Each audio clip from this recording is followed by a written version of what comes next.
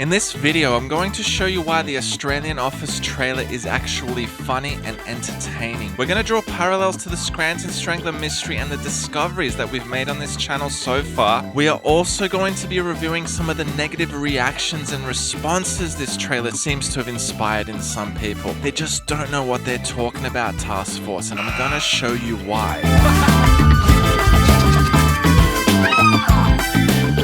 Now, this review does assume you have seen this documentary here, Fucking Gay, an Office documentary. So if you haven't seen that, I'd suggest you pause this video and then come back to this one. It will assist in providing context for this review as well as understanding the Aussie trailer. So let's jump into it. So the first moment of the series we ever see is Aussie Pam and Jim, who are named Greta and Nick, with Greta in the center of the frame. You can see they are both very average looking people. This is not having a dig at the actors, this is simply a reality of office life in Australia. In Australia, the masses of Philistine mediocrity and mortgage professors pour themselves into offices all across the country because they have nowhere else to go. So Australian offices become the catwalks for the hideous. This is also very much fitting because the original Office, as well as all the remakes, always focus on the Pam and Jim, Dawn and Tim, Greta and Nick relationship. Why is this? Well, this is something that we've been covering on our episode rewatches on Patreon. The UK version establishes the Dawn character as symbolic of the office job itself. The office job is symbolized by a woman that is just not that attractive. You can see here in the UK version that the camera focuses on Dawn when the line "she's not that attractive" is spoken. She's not very attractive. It's because Dawn is the office job, and an office job is simply not that attractive. In the US version, we have an entire episode dedicated to whether Hilary Swank is hot. Some actress, whether she's hot. Who's the gal in question? Hilary Swank. Ah, Hilary Swank. Attractive, hot, beautiful. We're talking about the same thing here. Huge difference. A painting can be beautiful, but I don't want to bang a painting. It's Kevin that makes the rules of the game clear. It's, is she hot? Not, would you do her? Respect the game. It's, is she hot? Not, would you do her? In the US version, that is what Pam's character is. She's not hot. Sure, you might do her, but she's not hot, and consequentially, that is what the office job / career is. Yeah, you do her, but she's not that hot. So the Australian version of The Office is off to a great start in terms of maintaining consistency with the UK and US versions. Big announcement. In the next frame, we are introduced to our Michael Scott, Hannah Howard, as well as the name of the company, Flinley Craddock. Now, Craddock is a veneered critique of companies and what they and their staff really are via a play on words, via a pun. The name Crad means extremely adored and loved, and Dick is a penis, the love of penis. And this totally makes sense because people who work in offices in Australia love and adore dick. They love to suck it, to sit on it, get gangbanged by their bosses. They love it here down under. The office culture here in Australia is something that office gays truly pride themselves on. It's the real pride movement here down under. The corporate dick lover. But more interestingly, we have a female boss. There has been some criticism of this by various people online who we'll get to later on, but this too is an excellent adaptation to what is really going on down here in Australia. To share an anecdote with you, I've only had one office job, and that was for an American multinational corporation, and all the managers and all the executives were women. The VP, a woman. The head of global sales, a woman. The sales director, a woman. 3/4 of the team managers, women. The company I worked for offered double the referral bonus if you referred a woman. What the hell is going on here? Ignoring the fact that they were all hideously ugly, there was a a theory going around at the time why this was the case. You see, corporations are in fact male-dominated environments. They really are big boys' clubs. Now, in order to make the diversity reports look more genuine, they stack the ANZ territories with all women, whilst they maintain the boys' clubs in North America and Europe, for example. Because keep in mind, the UK as well as US versions make a huge critique on how sexist the corporate office environment truly is.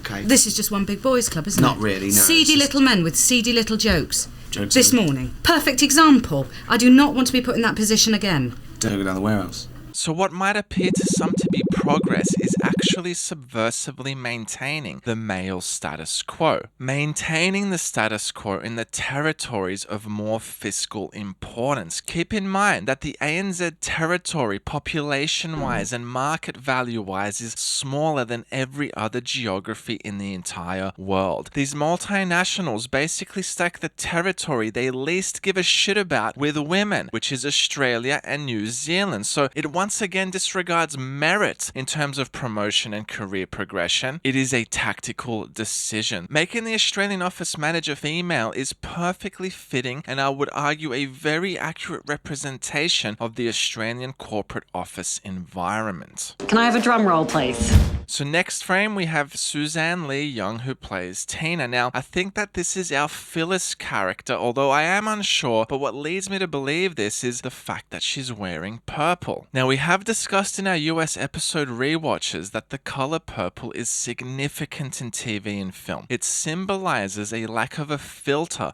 or someone who externalizes and speaks their true thoughts and feelings. You know, like this. Phyllis. Purple much? Yeah, she does. She loves purple.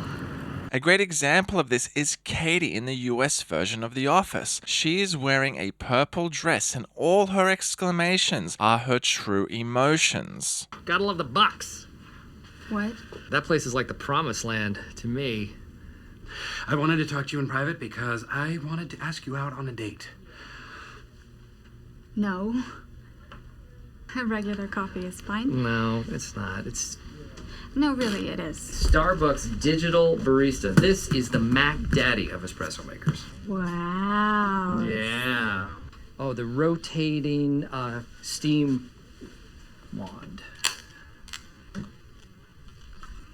There's actually a couple more things implied here with Tina's character, but we're gonna have to cover that in another episode. Can I have a drum roll, please? A drum roll, Lloyd. That's how I drum roll. So then we see a title screen, Australia brings everyone. Then the following title screen, back to the office. There's actually a double meaning going on here. The first and obvious meaning is the sort of surface meaning. We're getting an Australian office TV series. How exciting. Personally, I'm very excited. But the second meaning is a reference to what is actually going on down here in Australia. Will you be forced to return to the office 5 days a week? Amazon is the first big tech company to require all full-time employees worldwide to return to the office full-time from January. And they're not alone. Look at JP Morgan, Goldman Sachs, Citigroup, Salesforce, Tesla. They all require their workers back in the office 40 hours a week. So, will Australia follow suit? Statistically, your boss probably hopes so. A recent survey found a whopping 82% of Australian executives expect workers to be back in the office 5 days a week within the next 3 years. That's a huge jump from 66% last year. And even if you're not technically forced to make a return, it could be encouraged in other ways. More than 3/4 of Aussie bosses said they would reward office-based employees with pay rises and promotions. Just days after Amazon's announcement, Tabcorp ordered staff back into the office for their full 5-day workweek in what the company described as a company reset.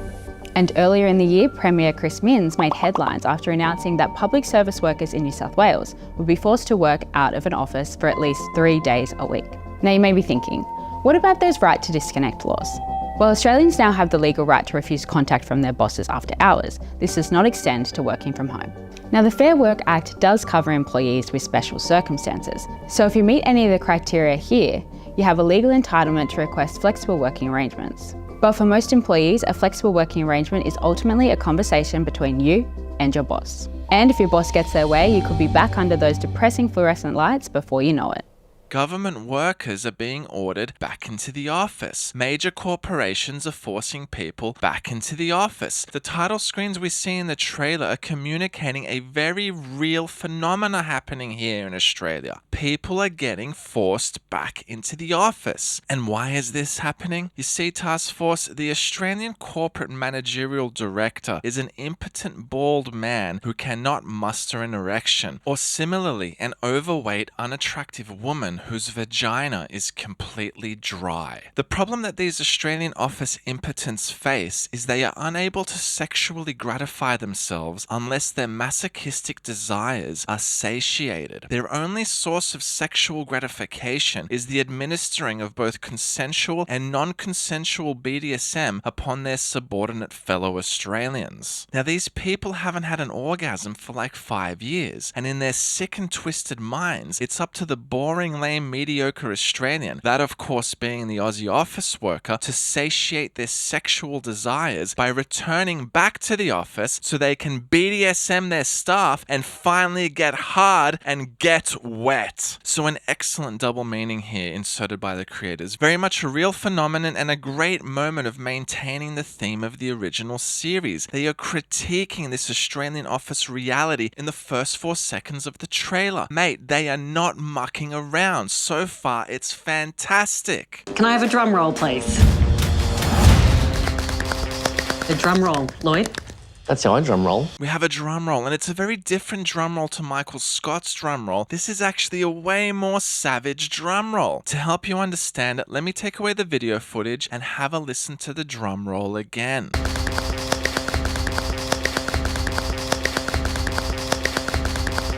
Drum roll, Lloyd? That's how I drum roll. What does that sound like? Come on, mate, don't be shy. What does it sound like? Masturbation. In the Australian vernacular, we would say wanking. That is the sound of a wank happening. And a wank indeed is happening before your very eyes. Firstly, the only people celebrating returning to the office here in Australia are the wankers. Secondly, 98.333% of office workers in Australia are wankers. Corporate directors and managers in Australia are all wankers. Office meetings are a massive wank. And what are we about to be graced with around the world? Drum roll, please. Can I have a drum roll, please? The massive wank of the Australian office. I love it. It's fantastic. We also see what I believe is the Australian Stanley. In this case, his name is Martin. Now, I'm not certain here, but I am taking a stab in the dark. I believe this is our Stanley. It's Martin who breaks the fourth wall when we hear the drum roll masturbation wank sound effect. And that's the point. You have to keep in mind the breaking of the fourth wall is always a message to us, the viewer. So it's Martin that has encouraged us to consider what it is we are hearing. And what you're hearing is a big wank. Can I have a drum roll, please? The drum roll, Lloyd? That's how I drum roll. People ask me. We then see a setting establishing shot. In this case, it's a shot of the Australian office. A fluorescent lit miserable garret permeated by the sexually unattractive, celebrating their own mediocrity with a common trait among them, their crad for the dick. And boy, do they crad that dick. There's been some negative reviews on this trailer that it's not funny, which I disagree with. But regarding this particular shot, I will empathize with that criticism. Because you see, Task Force, Australian offices are not actually fun or funny. The people that make habitation within them are not interesting or funny. And when you look at this shot of where people are choosing to spend 50 years of their lives, it's really not that funny at all. It's actually quite sad and terrifying. And sexually speaking, the impetus for impotence. People ask me, how can I become a great boss? And the answer is having a happy staff that love you. You have to focus on Hannah's facials here because keep in mind the footage is not linked to the audio here except for the final shot. So this is the creators speaking to us, the viewer. They are augmenting meaning with the accompanying footage. So what is it that they are saying? Well, these are the thoughts that cross the mind of the Australian office manager. How can I become a great boss? How can I make my staff love me? And what are the creators saying by showing these facial expressions? You're a fucking wanker. Nobody has ever liked any of you, you pathetic masochistic bum rapists. You expect to be liked? How laughable. You're the trash of Australian society. Discard yourself. You can see here that Felicity Ward is a great actor. Her facial expressions don't seem forced, they seem natural, and the cut choices made are excellent by whoever put the trailer together.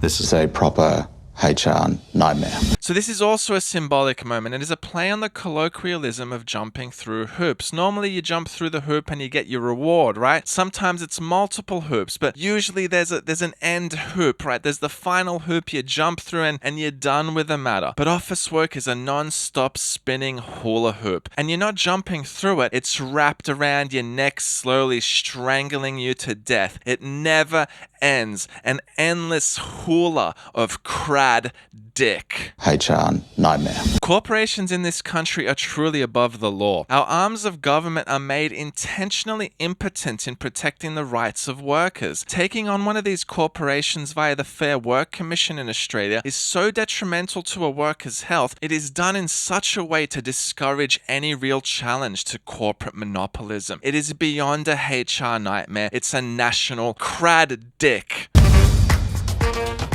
We then see the outside of the Australian office building, which is exactly the same as the inside of it. Fucking ugly. As of today, we are all back in the office full time. What? So we've already covered how this is a real phenomena in Australia happening right now, and looking at Hannah's face, this is exactly how every Australian corporate fucking dickhead is looking at their subordinate crad dicks. A fake deluded smile pretending that everyone is happy about coming back to the office, whilst the reality is they're being a bunch of commie fascist authoritarian pieces of fucking shit. But of course, don't expect the Australian office worker to stand up for themselves or to do anything about anything, actually, except for shitting on this trailer that we're reviewing, you pieces of fucking shit. But on the whiteboard, you'll notice we have a welcome home drawing. The office truly is home to so many Australian mediocres. But Australian office workers are also mortgage crackheads. They know everything about mortgages. This is a nation of mortgage professors who shit on their artists while showing crad for corporate dick and banking dick. All this time spent in the office is so that they can keep providing arms to the religion that is property in Australia, especially for the office gay. Well, pardon me, it's their second religion. After dick, of course.